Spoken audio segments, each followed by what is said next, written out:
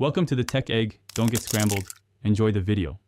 You start by verifying power and safety. Check battery voltage and health, and secure the vehicle.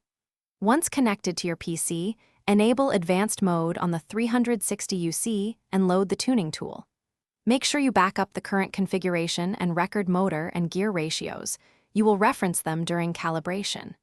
Begin with the baseline firmware settings and set a conservative throttle limit so initial tests are safe. This fast start prevents wasted retries and gives you a stable foundation for full RPM tuning. Once done with the baseline, update the ESC firmware and confirm the control protocol matches the 360 UC. You then run incremental spin-up tests. Apply throttle in 10% steps while monitoring RPM, temperature, and current. Make sure to calibrate encoder offsets and Hall sensors so feedback is accurate. A misaligned sensor gives false RPM readings.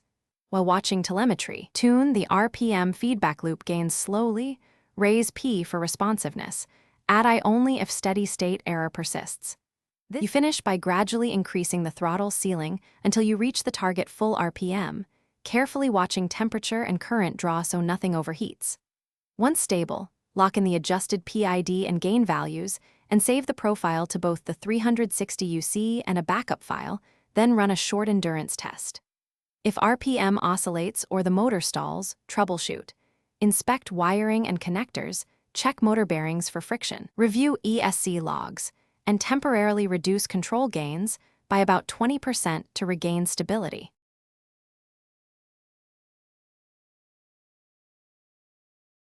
Thanks for watching. Consider subscribing if I helped unscramble your problems.